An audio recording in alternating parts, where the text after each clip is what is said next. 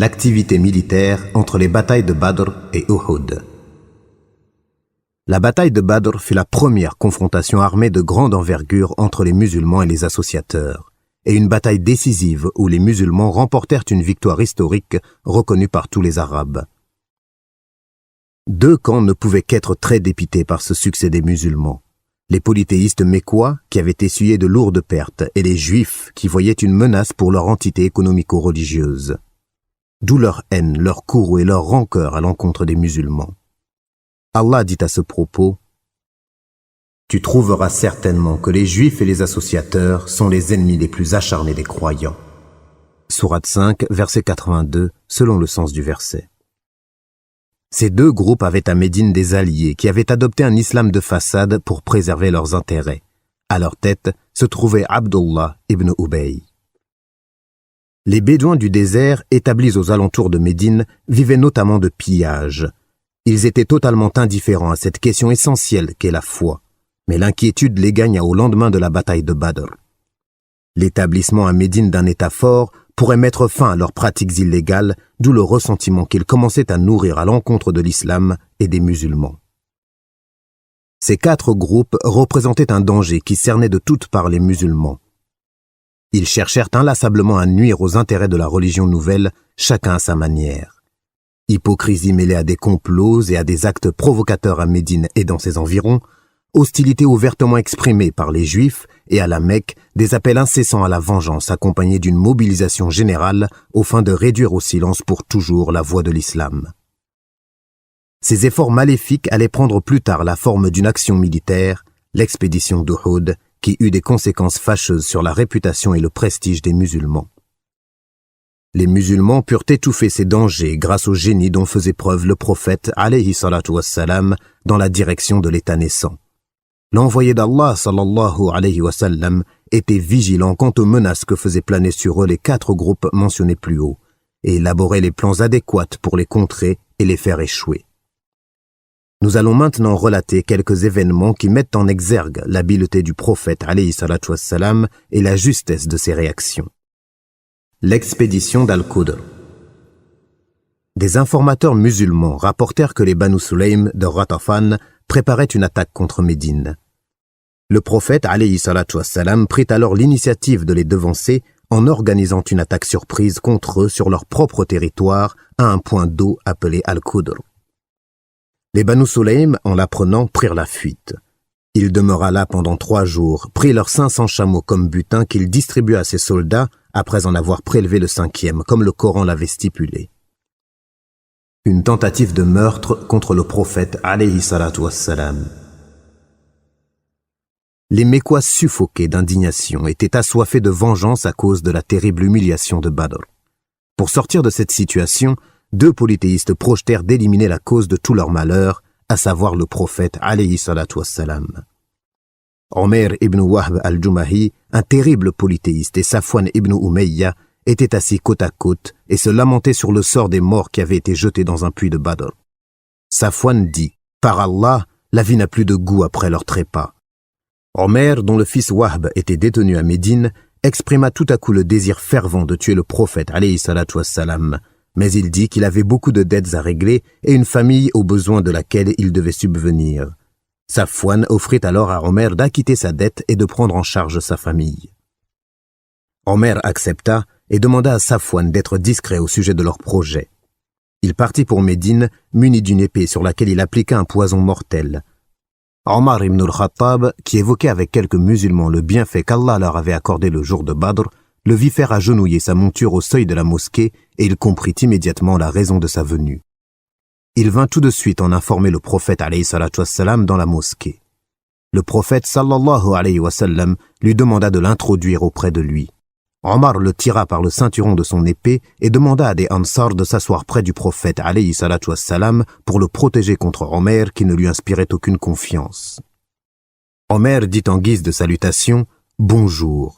Ce à quoi le prophète alayhi salatu wassalam répondit qu'Allah, par un effet de sa grâce, avait appris aux musulmans le salut des habitants du paradis, c'est-à-dire que la paix soit sur vous. Le prophète alayhi salatu wassalam l'interrogea sur les objectifs de sa visite et Omer répondit qu'il était venu voir son fils et demanda qu'il soit bien traité.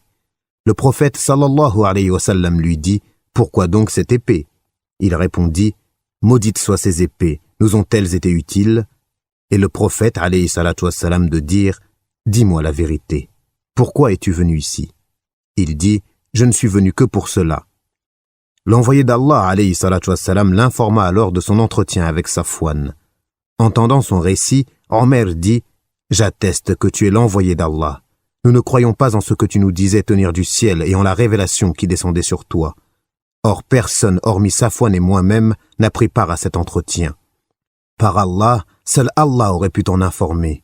Gloire à Allah qui m'a guidé vers l'islam. » Il formula après cela l'attestation de vérité. L'envoyé d'Allah, sallallahu alayhi wa sallam, demanda à ses compagnons d'enseigner à Omer les principes de l'islam, de lui réciter les versets du Coran et de libérer son fils. Pendant ce temps, Safwan se nourrissait d'illusions quant à la vengeance de leur honneur bafoué, qui ferait du même coup sombrer dans l'oubli le mauvais souvenir de Badr. Il attendait impatiemment des nouvelles de Omer, mais à son extrême surprise, on lui apprit qu'il avait embrassé l'islam et qu'il était devenu un croyant sincère. Omer retourna plus tard à la Mecque, où il se mit à prêcher l'islam et il parvint effectivement à susciter beaucoup de conversions chez les Mécois. L'expédition Ghazwa contre les Banu Qaynuqa. Nous avons déjà parlé du traité que le prophète alayhi salatu wassalam avait signé avec les Juifs. Il fut très scrupuleux dans le respect de ce pacte et il veilla à ce qu'il en fût de même pour les autres musulmans. Les Juifs, toutefois, se permirent de comploter et de susciter des divisions au sein de la société musulmane en plein essor. Voici un exemple significatif de leur comportement. Shas ibn Qais, un juif âgé, grand idolâtre et jaloux des musulmans, passa un jour près d'un groupe de compagnons de l'envoyé d'Allah, alayhi salatu wassalam, appartenant en partie au Haus et en partie au Khazraj. Il sentit qu'un esprit de réconciliation et d'amitié s'était instauré entre les membres des deux tribus. C'est pourquoi envoya-t-il auprès d'eux un jeune juif pour leur rappeler la guerre de Bou'ath qui les avait opposés et leur réciter des vers évoquant cet événement. L'objectif était de semer les graines de la discorde et de saper les nouvelles relations intertribales fondées sur la fraternité islamique. Le jeune juif réussit à mener à bien son entreprise diabolique, et les membres des deux tribus se souvinrent du passé. Les vieux démons du fanatisme tribal ressurgirent et un conflit fut sur le point d'éclater de nouveau. L'envoyé d'Allah, sallallahu alayhi wa sallam, fut informé de cette situation et immédiatement, à la tête d'un groupe de muhajiroun, il se rendit auprès des Ansar. Il leur dit « Ô musulmans, mettez-vous encore en avant des arguments de l'ère de l'ignorance, de la jahiliya, alors que je suis parmi vous. Souvenez-vous qu'il est blâmable pour vous de tourner le dos et de revenir en arrière après qu'Allah vous a guidé sur le droit chemin, vous délivrant ainsi de l'ignorance et de la mécréance et réconciliant vos cœurs. » Les Médinois se rendirent compte à ce moment qu'ils venaient de suivre des suggestions sataniques faisant partie d'un complot ourdi par l'ennemi. Ils s'embrassèrent alors mutuellement et retournèrent chez eux sereins et pleinement obéissants aux paroles du messager d'Allah, sallallahu alayhi wa sallam. C'est là un exemple des pratiques des Juifs. Ils ne cessaient de semer la dissension, de forger des mensonges, de simuler leur croyance en la mission prophétique au début du jour et de la dénier à sa fin pour semer le doute dans l'esprit des faibles quant à l'authenticité du message de l'islam. Dans la vie quotidienne, ils menaient la vie dure aux musulmans du point de vue financier. S'ils avaient une dette envers un musulman, ils se dérobaient à leurs obligations, arguant qu'ils ne pouvaient la rembourser car ayant été contractée lorsque le créditeur suivait encore la religion de ses aïeux. Le prêt devenait en quelque sorte caduc du fait de l'adhésion de celui-ci à l'islam. Mais si c'était l'inverse et qu'ils avaient prêté de l'argent à un musulman, ils ne cessaient de le harceler jour et nuit afin d'en obtenir le remboursement. Les Juifs agissaient ainsi depuis l'établissement du prophète alayhi salatu wassalam à Médine, nonobstant le pacte conclu avec les musulmans. Ces derniers, quant à eux, faisaient preuve de patience, espérant qu'ils reviendraient à de meilleurs sentiments et s'employaient à préserver la sécurité et la paix de la région. Les Banu Qaynuqa brisent le pacte conclu. Voyant qu'Allah était aux côtés des croyants et qu'il leur accordait une victoire manifeste et ne pouvant plus supporter la présence des musulmans à Médine, les Juifs ne purent se contenir plus longtemps ou cacher leur hostilité. Ils commencèrent à commettre une série d'actes provocateurs et nuisibles de façon publique. Les plus hostiles parmi eux étaient les Banu Qaynuqa, qui vivaient dans des quartiers de Médine portant leur nom. Ils étaient surtout orfèvres, forgerons et fabricants d'ustensiles ménagers. C'est pourquoi possédaient-ils des armes de guerre. Ils comptaient 700 guerriers, étant les plus audacieux parmi les Juifs d'Arabie, et furent les premiers à briser le pacte de coopération et de non-agression qu'ils avaient contresigné avec le prophète alayhi salatu wassalam. Leur conduite devint extrêmement impolie et insupportable. Ils se mirent à provoquer des troubles, raillant les musulmans, bousculant ceux qui fréquentaient leurs boutiques et intimidant même leurs femmes. Ainsi, la situation générale s'aggrava, et le prophète alayhi salatu wassalam les rassembla pour les sermonner, les exhorter à être raisonnables et sensés, les mettant en garde contre toute autre transgression à venir. Abu Daoud et d'autres traditionnistes ont rapporté d'après Ibn Abbas, radiyallahu anhu, à son retour de Badr, l'envoyé d'Allah, sallallahu alayhi wa sallam, réunit les Juifs sur la place du marché des Banu Qaynuqa.